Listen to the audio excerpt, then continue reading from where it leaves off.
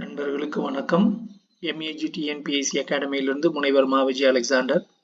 December மாதம் 29ஆம் தேதியின் முக்கியமான நடப்பு நிகழ்வுகளை காண்போம். விவசாயிகள் மற்றும் கால்நடை வளர்ப்போரின் வாழ்வாதாரத்தை பாதிக்கும் வகையில் கால்நடைகளை தாக்கும் முக்கிய நோய்களில் ஒன்று கால் மற்றும் வாய்நோய் என்கிற கோமாரி நோய் ஆகும். மழை மற்றும் பனிக்காலத்தில் இந்நோய் தண்ணீர் காற்றின் மூலமாக மிக விரைவில் பரவக்கூடியது. கும்பமேளாவில் ஆன்மீக முக்கியத்துவம் வாய்ந்த திரிவேணி சங்கமம் பகுதியில் 2000க்கும் மேற்பட்ட ஆளில்லா விமானங்களின் ஒளி நிகழ்ச்சியை அதாவது ட்ரோன் ஷோவை நடத்த உத்தரப்பிரதேச சுற்றுலாத்துறை திட்டமிட்டுள்ளது. கங்கை, யமுனை மற்றும் சரஸ்வதி ஆகிய 3 நதிகள் சங்கமிக்கும் இடமான திரிவேணி சங்கமம் அமைந்துள்ள உத்தரப்பிரதேச மாநிலம் பிரயாக்ராஜ் நகரில் 12 ஆண்டுகளுக்கு ஒரு முறை நடைபெறுவது மகா கும்பமேளா நடைபெறுகிறது என்பது குறிப்பிடத்தக்கது. 125 ஆண்டுகளுக்கு பிறகு நாட்டின் அஞ்சல் துறை சட்டம் சீர்திருத்தப்பட்டுள்ளது. அஞ்சல் அலுவலக சட்டம் 2023 கடந்த ஜூன் 18ஆம் தேதி முதல் அமலுக்கு வந்துள்ளது. இந்த சட்டத்தின் துணை விதிகள் கடந்த டிசம்பர் 16ஆம் தேதி முதல் அமலுக்கு வந்துள்ளன. இவை அஞ்சல் சேவை பொது சேவை என்கிற நோக்கத்துடன் வடிவமைக்கப்பட்டுள்ளன.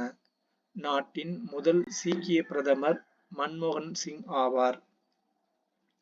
மறைந்த முன்னாள் பிரதமர் மன்மோகன் சிங் உடல் 21 குண்டுகள் முழங்க முழு அரசு மரியாதையுடன் தில்லி யமுனை நதிக்கரையில் உள்ள மயானத்தில் தகனம் செய்யப்பட்டது. ஐநா பொதுச் செயலாளர் ஆண்டனியோ குட்டரஸ் ஆவார்.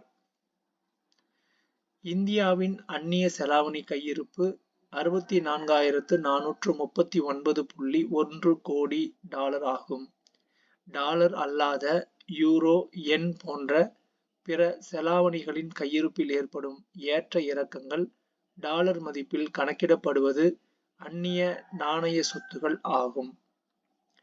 பொங்கல் பண்டிகையொட்டி 2.20 கோடி குடும்ப அட்டைதாரர்களுக்கு பரிசு தொகுப்பு வழங்கப்படும் என்று தமிழக அரசின் சார்பில் அறிவிக்கப்பட்டது. அரசு உதவி பெறும் பள்ளிகளில் படித்து உயர்கல்விக்கு செல்லும் மாணவிகளுக்கு ரூபாய் 1000 வழங்கும் திட்டம் புதுமை பெண் திட்டம் ஆகும். புதுமை பெண் திட்டம் 2022 செப்டம்பர் 5இல் தொடங்கப்பட்டது. அந்த திட்டத்தின் மூலம் அரசு பள்ளிகளில் 6ஆம் வகுப்பு முதல் 12ஆம் வகுப்பு வரை படித்து உயர்கல்வியில் சேரும் மாணவியருக்கு மாதம் ரூபாய் 1000 வங்கி கணக்குகளில் நேரடியாக செலுத்தப்படுகிறது. இதுவரை 4.25 லட்சம் மாணவிகள் பயன்பெற்றுள்ளனர். தூத்துக்குடியில் 63,000 சதுர அடி பரப்பில் தரைத்தளம் மற்றும் 4 தளங்களுடன் மினி டைடல் பூங்கா கட்டப்பட்டுள்ளது. ஆயிரக்கணக்கான இளைஞர்களுக்கு வேலை வாய்ப்புகளை வழங்கக்கூடியதாக அமைந்துள்ளது என்று தெரிவிக்கப்பட்டுள்ளது. நன்றி.